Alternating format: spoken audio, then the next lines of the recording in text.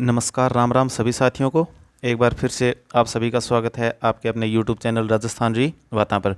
तो हम इस चीज़ के एमसीक्यूज़ कर रहे हैं जिसमें हमने कुछ क्लासें पहले कंप्लीट कर ली हैं, जो कि आप प्ले लिस्ट में जाके इस के एमसीक्यूज़ में देख सकते हैं।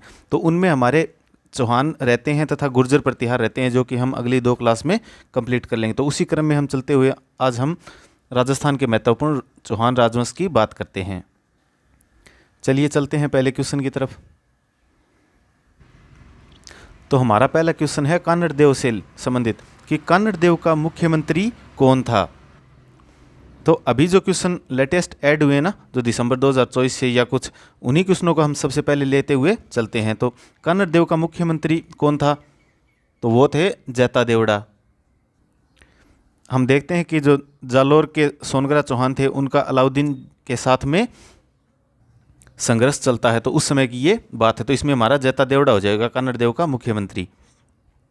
इससे 10 किलों को भी मैं मुसलमान के एक बाल के बराबर महत्व नहीं देता था, नहीं देता। ये किसने कहा था?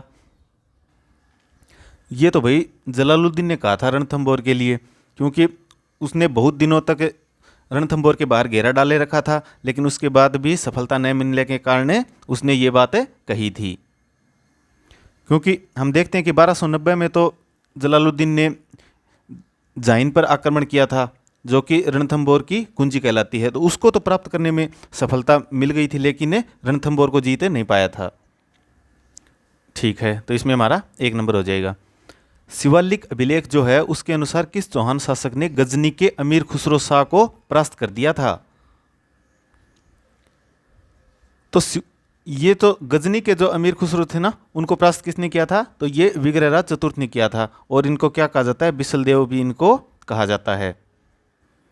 और हम इनके बारे में देखते हैं कि बिसलपुर जो कस्बा है वो भी इनके नाम पे बसाया गया है, और इसको चौहानों का स्वर्ण युग भी इनके काल को कहा जाता है।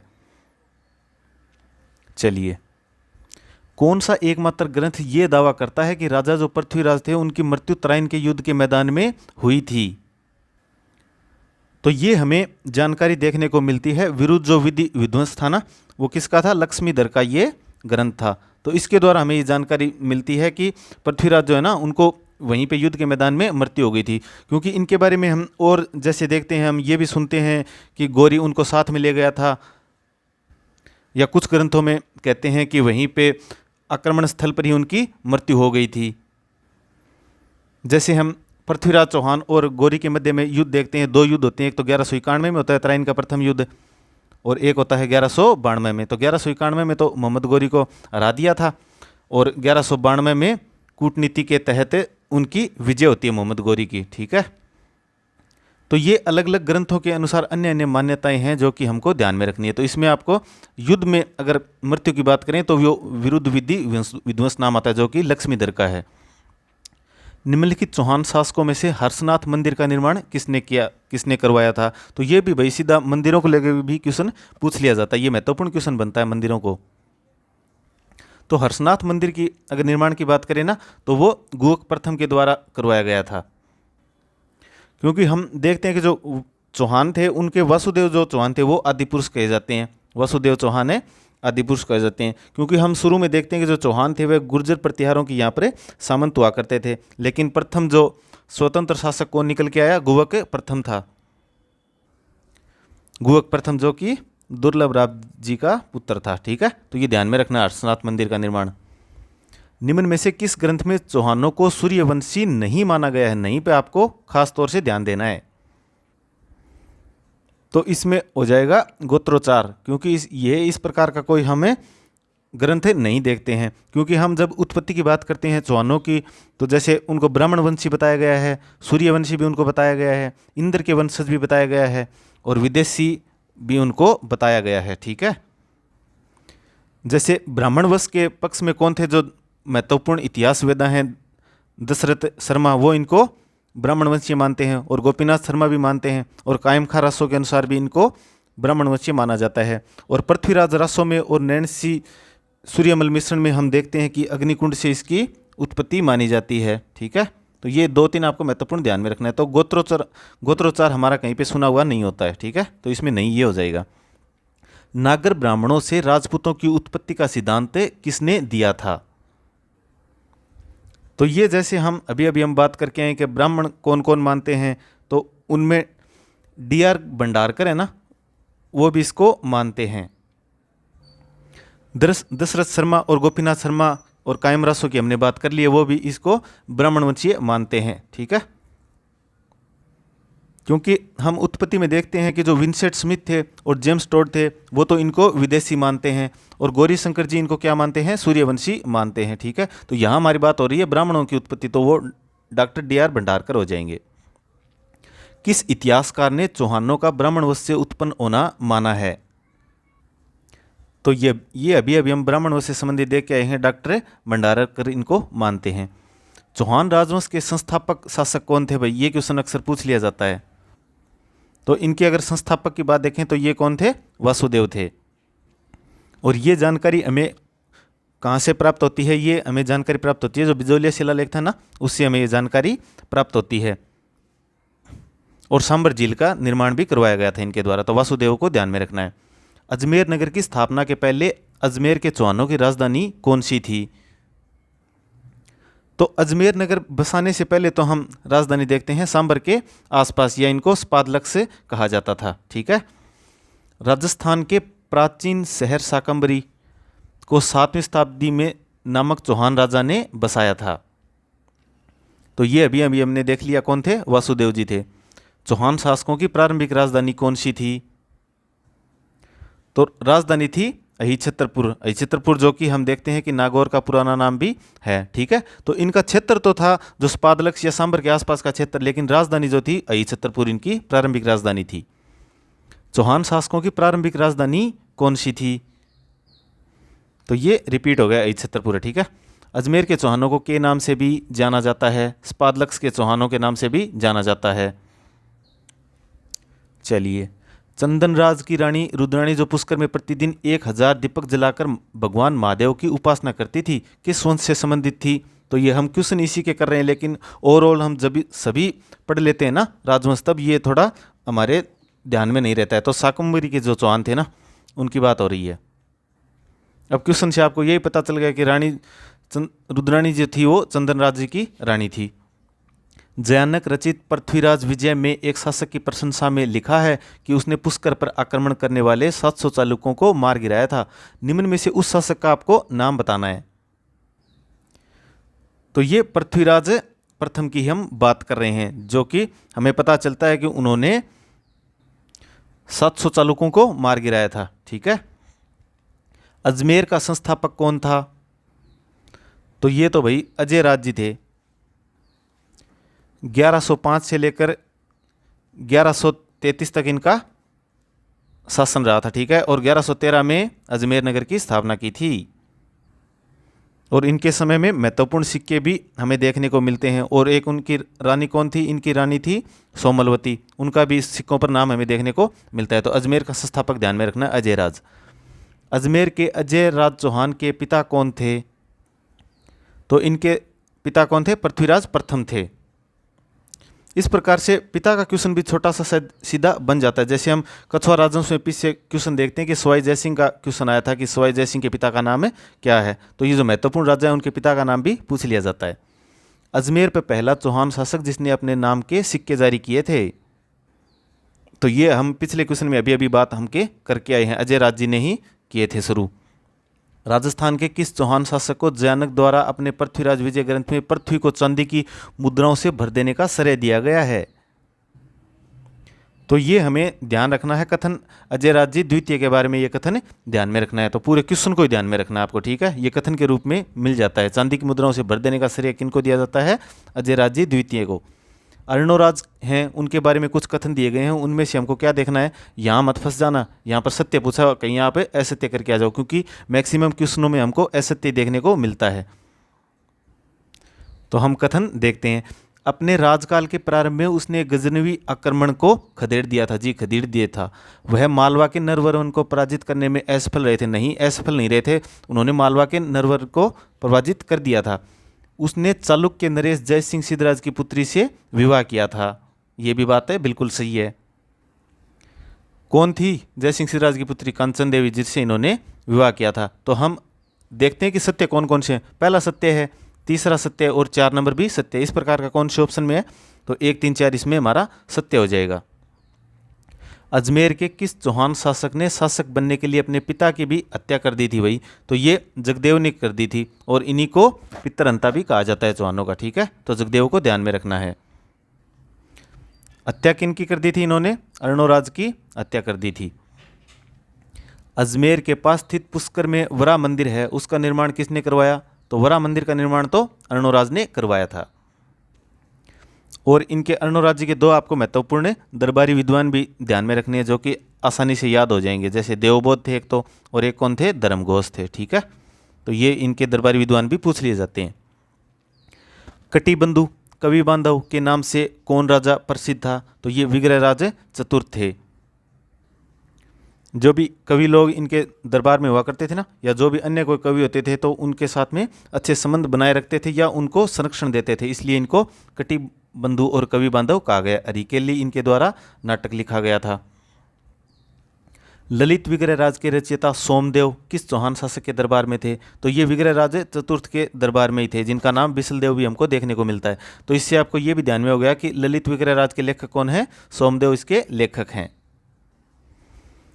सोमदेव का आपको नाम है सोमेंद्र भी मिल सकता है, ध्यान में रखना है। चौहान शासकों में से किस चौहान शासक को बिसलदेव के नाम से जाना जाता है? तो विग्रहराज चतुर्थ। सबसे पहले विग्रहराज देखते यहाँ टिकट मकर देना, ये तृतीय है और हम बात कर रहे हैं विग्रहराज चतुर्थ की। विग्रहराज चतुर्थ की साहित्यिक रचना जो है हरिकेली, वह क्या है? तो वह एक प्रकार का भाई नाटक है, ठीक है। किस चाहमान या चौहान शासक ने 12वीं शताब्दी ईस्वी में बिसलपुर की स्थापना की थी? तो विग्रहराज चतुर्थ ने इसकी स्थापना की थी। बिसलपुर कहाँ पे? टोंक में। किस शासक के राज्यकाल में दिल्ली शिवालिक स्तंभ अभिलेख उत्कीर्ण करवाया गया था? तो ये भी है विग्रहराज चतुर्थ। उसी से हमको ये जानकारी मिलते हैं, जो कि गजनी का सुल्तान था ना, खुसरो शाह, उनको भी इन्होंने हराया था। कहाँ से पता चलता है? दिल्ली के जो शिवालिक अभिलेख है उससे पता चलता है। किस चौहान शासक द्वारा ज्वालीपुर को ज्वालापुर परिवर्तन कर दिया गया था? तो ये भी विग्रहराज चतुर्थ के द्वारा किया गया था, ठीक है। विख्यात स्मारक 2.5 दिन का झोपड़ा या तत्कालीन संस्कृत महाविद्यालय का निर्माण किसके द्वारा करवाया गया था? तो ये निर्माण तो विग्रहराज चतुर्थ के द्वारा इसका शुरू में करवाया गया था। उसके बाद में हम देखते हैं कि कुतुबुद्दीन ऐबक इसको तोड़ देते हैं तथा यहाँ पर एक मस्जिद बनवाते हैं, जो कि 2.5 दिन का झोंपड़े के नाम से प्रसिद्ध होती है, क्योंकि यहाँ पर पंजाब शाह का उर्स लगता है, जिसके कारण इसका नाम 2.5 दिन का झोंपड़ा पड़ता है, ठीक है।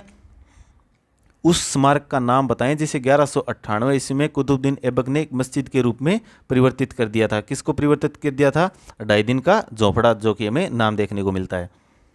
किस चौहान वंशीय शासक ने प्रताप लंकेश्वर की उपाधि धारण की थी? तो ये ऐसे सीधे क्वेश्चन भी उपाधि वाले पूछ लिए जाते हैं। तो प्रताप लंकेश्वर की जो उपाधि है वह सोमेश्वर द्वारा धारण की गई थी। अर्णोराज के छोटे भाई थे ये, नहीं छोटे भाई नहीं, छोटे पुत्र थे, ठीक है।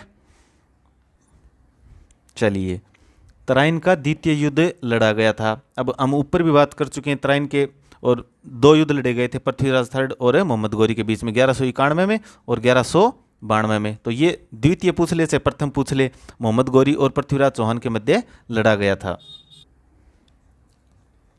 सुल्तान मोहम्मद गौरी को 1191 में किसने पराजित किया था? लेकिन 1192 में वह उससे हार गया। तो ये बात कर रहे हैं पृथ्वीराज III की। प्रथम में पृथ्वीराज III जीत जाता है तराइन के प्रथम युद्ध में, लेकिन 1192 में दूसरी साल में युद्ध होता है तो उसमें हार जाता है। कौन सा किला महान चौहान शासक पृथ्वीराज चौहान तृतीय द्वारा बनवाया गया था भाई? तो ये किला राय पिथौरा का इनके द्वारा बनवाया गया था। कौन पृथ्वीराज चौहान तृतीय का दरबारी विद्वान नहीं है? तो महत्वपूर्ण शासक है पृथ्वीराज चौहान, तो उनके जो दरबारी विद्वान है ना, उनको भी हमें ध्यान में रखना है। तो यहाँ पर क्वेश्चन पूछा गया नहीं का।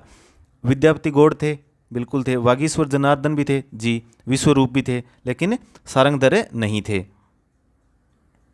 चलिए, कदमवास या केमवास किस राजा के समय उनके मुख्यमंत्री हुआ करते थे? तो ये भाई पृथ्वीराज चौहान के ही दरबारी विद्वान थे, या कहें तो मुख्यमंत्री थे, ठीक है। इनका जैसे नाम 2 तो आपको मिल गए, कदमवास और केमवास, और इनका नाम है कैमास भी हमको देखने को मिलता है। तो इन नाम में कंफ्यूज नहीं होता है, तीनों में से कौन सा भी नाम आपको मिल सकता है। गौरी के आक्रमण के समय चालुक्यों को सहायता देने के विरुद्ध पृथ्वीराज तृतीय को परामर्श देने वाला मंत्री कौन था?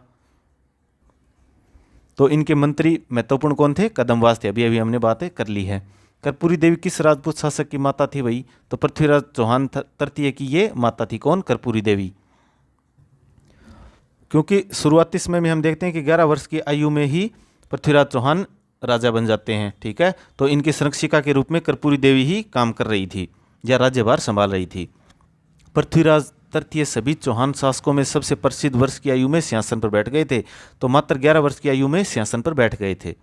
पृथ्वीराज चौहान तृतीय का समकालीन चंदेल शासक कौन था? तो चंदेल की हम बात करें तो उन समय पृथ्वीराज चौहान का समकालीन शासक कौन था? परमार्दी देव था।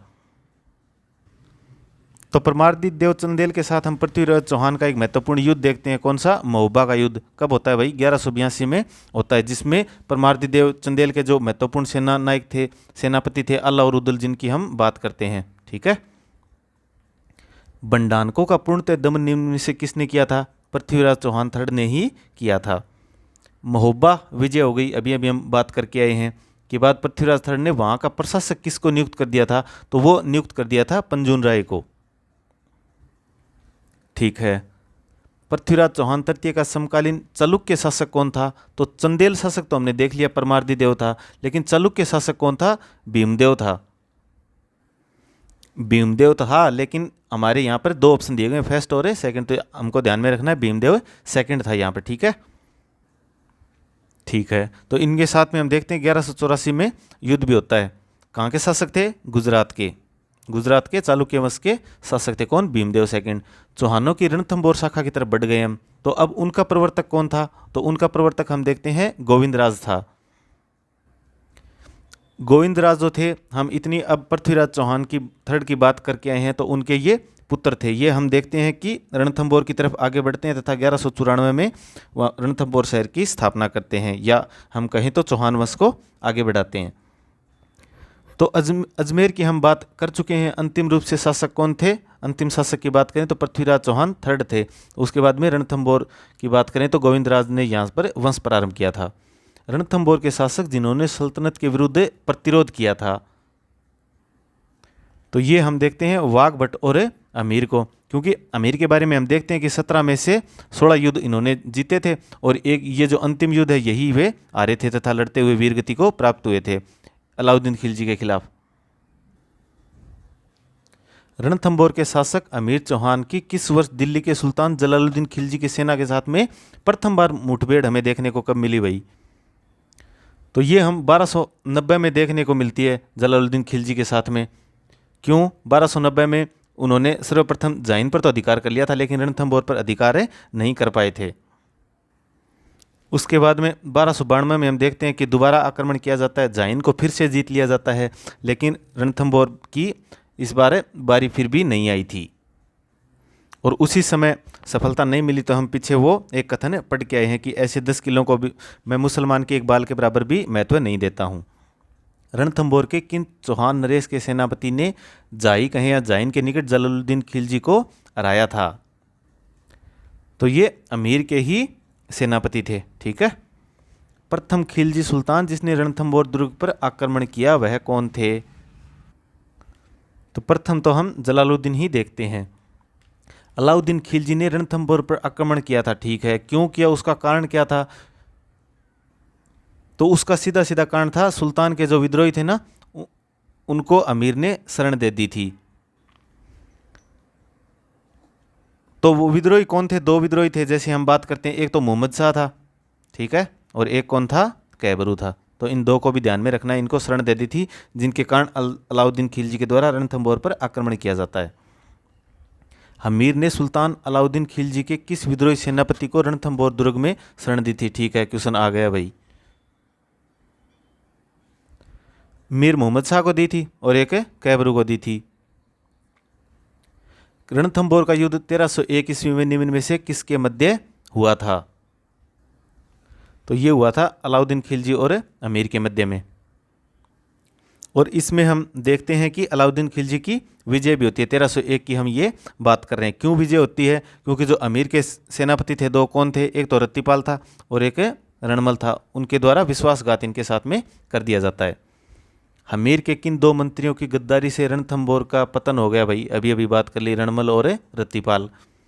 1300 में रणथंभौर पर आक्रमण के दौरान अलाउद्दीन खिलजी का कौन सा सेनानायक मारा गया था?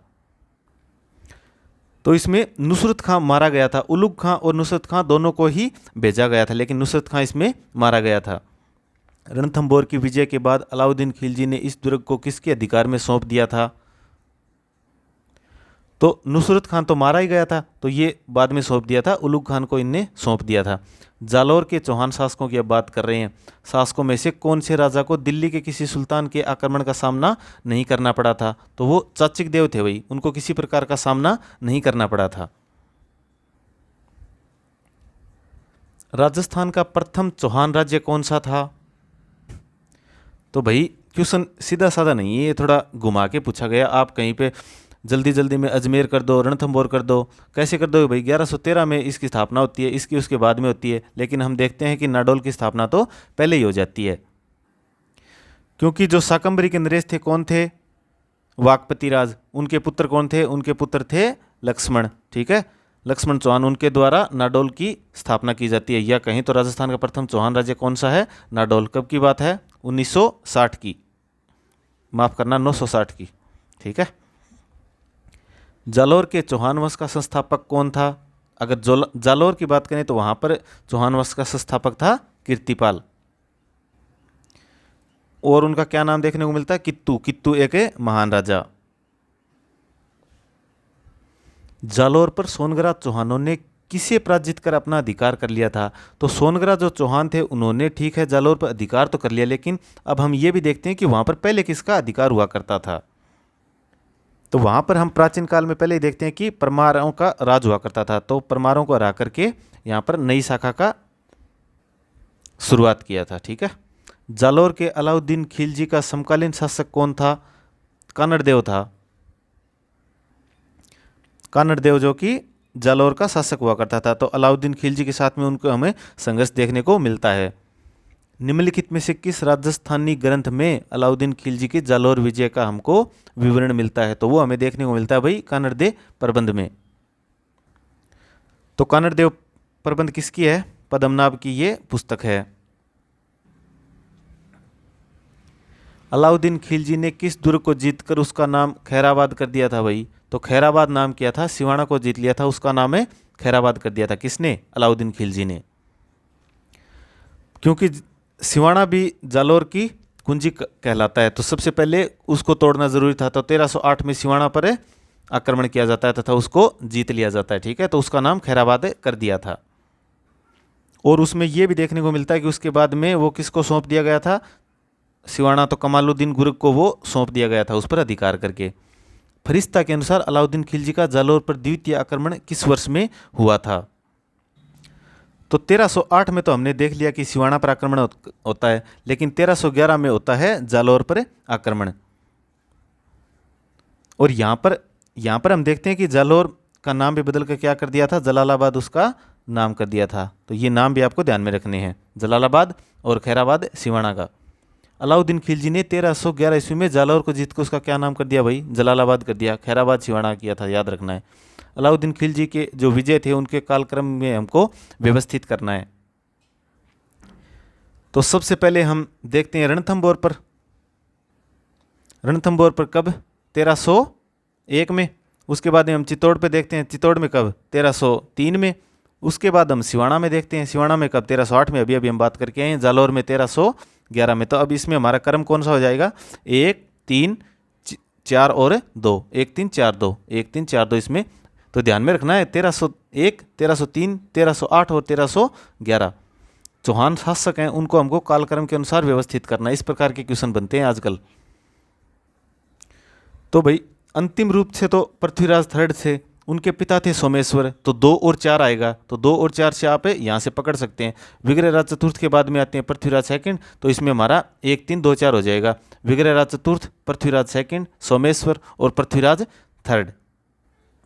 ठीक है। चौहान राजवंश के निम्नलिखित शासकों का एक बार फिर से आपको कालक्रम के अनुसार व्यवस्थित करना है। तो इसमें हम देखते हैं कि सबसे पहले अजय राज थे 1113 में, उसके बाद में अर्णोराज आते हैं, बाद में हम देखते हैं विग्रहराज चतुर्थ आते हैं, तथा उसके बाद में पृथ्वीराज प्रथम आते हैं। तो इसमें हमारा कालक्रम क्या हो जाएगा, 2 2 3 और 2 4 1 नहीं होगा, 1 और 4 होगा, 2 3 1 और 4, 2 3 1 और 4। चौहान राजवंश के शासक फिर से उनको कालक्रम के अनुसार हमको व्यवस्थित करना है। तो इस प्रकार के 4-5 क्वेश्चन हम कालक्रम के करेंगे ना, तो उससे आपको अच्छे से कालक्रम ध्यान में भी रह जाएगा, तथा ये भी पता लगेगा कि किस प्रकार से क्वेश्चन पूछे जाते हैं। अब क्योंकि हमने पृथ्वीराज थर्ड को अच्छे से देखा तथा हमको पता भी है कि चौहान राजवंश के अंतिम शासक थे, ठीक है, तो उनकी हम बात करते हैं। तो पृथ्वीराज थर्ड तो सबसे लास्ट में आएंगे, तो 1 नंबर सबसे लास्ट में आएगा, तो हमारा ऑप्शन है यहीं पे क्लियर हो जाता है। अजय राज के बाद में अर्णोराज हमने देखा था, और विग्रहराज चतुर्थ उसके बाद में देखते हैं। तो 2 3 4 1, 2 3 4 1 इसमें ये हो जाएगा हमारा। चौहान शासकों का कालक्रम के अनुसार व्यवस्थित करना है। अब देखना, विग्रहराज थर्ड थे और पृथ्वीराज प्रथम थे, तो ये विग्रहराज चतुर्थ नहीं है, ध्यान रखना, क्योंकि पृथ्वीराज फर्स्ट के बाद में विग्रहराज चतुर्थ आते हैं, लेकिन जो विग्रहराज थर्ड है ना, वो पृथ्वीराज प्रथम से पहले आते हैं। तो 3 और 4 होगा इसमें, ठीक है। तो चामुंडराज और दुर्लभराज थर्ड, ये भी आपको ध्यान में रखना है, क्योंकि हम इनका इतिहास वैसे ज़्यादा देखते नहीं है, लेकिन कालक्रम में हमें पूछ लिया जाता है, तो इसके अनुसार हमको ध्यान में रखना है। तो 1 2 3 4 इसमें ध्यान में रखना है, चामुंडराज, दुर्लभराज, विग्रहराज थर्ड और पृथ्वीराज प्रथम। कोट्टा राज्य का संस्थापक कौन था भाई? तो कोट्टा राज्य का संस्थापक हम देखते हैं कौन थे, माधो सिंह जी थे, जो कि कोटिया भील के नाम के अनुसार इनका नाम है, कोट्टा रखा गया था इसका नाम, ठीक है। माधो सिंह जी को ध्यान में रखना है। कोट्टा का नाम किसके नाम पर रखा गया था? एक भील शासक हुआ करते थे कोटिया, उनके नाम पर इनका नाम है कोट्टा रखा गया था। झालावाड़ राज्य की स्थापना कब की गई? तो भाई झालावाड़ राज्य की स्थापना की जाती है 1838 में, क्योंकि यहाँ पर हम देखते हैं कि जालिम सिंह जी दीवान हुआ करते थे, तथा उन्हीं के जो वंश था उनके पास में दीवान का पद हुआ करता था। तो उसके उन्हीं के पोते थे, कौन थे? मदन सिंह, ठीक है। मदन सिंह जो झाला थे उनके पोते थे। उनको 1838 में झालावाड़ अलग होने पर यहाँ पर स्वतंत्र शासक बनाया गया था, ठीक है। तो कोट्टा के साथ में इनकी ज़्यादा बनती नहीं है। अंग्रेजों ने मांगरोल का युद्ध में कोट्टा महाराजा के विरुद्ध किसकी सहायता की थी? तो अंग्रेजों ने सहायता किसकी की थी? तो अब सबसे पहले तो हम ये देखेंगे मांगरोल का युद्ध होता किसके साथ में है। तो सहायता तो इन्होंने जालिम सिंह की थी। तो जालिम सिंह के युद्ध होता है कोट्टा महाराज के साथ में। तो कोट्टा महाराज उस समय कौन थे? उस समय कोट्टा महाराज थे किशोर सिंह, ठीक है। और जालिम सिंह झाला के मध्य युद्ध होता है, जो कि मांगरोल का युद्ध कहा जाता है। चलिए, हुंजा नामक घोड़ा किसका था? तो हुंजा नामक घोड़ा सीधा सीधा ध्यान में रखना है, क्योंकि घोड़ों के भी अक्सर क्वेश्चन देखने को मिलते हैं। जैसे मान सिंह का घोड़ा था, महाराणा प्रताप का घोड़ा था, अकबर के घोड़े थे, तो उनके अन्य अन्य नाम आपको ध्यान में रखने हैं। लेकिन हुंजा नामक जो घोड़ा था वह था बूंदी के उमेद सिंह जी का। झाला जालिम सिंह के बारे में अब कुछ महत्वपूर्ण कथन दिए गए हैं, उनमें से हमें यह देखना कि कौन सा कथन है सही नहीं है। वह कोट्टा राज्य के शासक थे? नहीं जी, कोट्टा राज्य के शासक नहीं थे, वह वहाँ के दीवान हुआ करते थे, ठीक है। तो उनकी आगे पीढ़ियाँ चलती रहेंगी तथा वह उनके दीवान बनते रहेंगे, लेकिन कोट्टा के शासक अलग हुआ करते थे। तो यही हमारा इसमें पहला गलत हो जाएगा। अन्य जैसे कुछ और बातें देखें तो वह कोट्टा के फौजदार थे, ठीक है, या दीवान कहीं महान कूटनीतिज्ञ थे और राजनेता थे। उसने पिंडारियों से मित्रतापूर्ण संबंध स्थापित किए थे, ठीक है। कोट्टा राज्य का शासन पूर्णतः उनमें निहित था। चौहान वंश के संस्थापक जो हम सिरोही की बात करें, सैसमल की राजधानी कौन सी थी? तो सैसमल जो देवड़ा थे उनकी राजधानी थी चंद्रावती। जैसे हम जालौर से आगे देखते हैं कि सिरोही में भी देवड़ा शाखा जो चौहानों की थी उसका स्थापना की जाती, किसके द्वारा? लुम्बा के द्वारा। कब की बात करें? 1311 ईस्वी के लगभग की ये बात है। और सैसमल के समय की बात करें तो राजधानी इसकी थी चंद्रावती। उसके बाद में हम देखते हैं कि सुल्तान भी थे, और सुल्तान का युद्ध होता है कौन सा? दत्तानी का युद्ध आपको ध्यान में होगा। निम्नलिखित में से कुछ पुस्तक हैं, उनमें से चौहानों के इतिहास के बारे में जानकारी का स्रोत कौन सी पुस्तक नहीं देती है भाई? तो इसमें सुरजन चरित में जानकारी मिलती है, अमीर महाकाव्य में जानकारी मिलती है, जो जैनक का पृथ्वीराज विजय है उसमें भी जानकारी मिलती है, लेकिन हर्षचरित चौहानों से संबंधित नहीं है। ये तो हर्षवर्धन जो राजा हुआ करते थे उनसे संबंधित था, ठीक है। किसकी है हर्षचरित? बाणभट्ट की। तो इसमें चौहानों का जिक्र हमको देखने को नहीं मिलता है।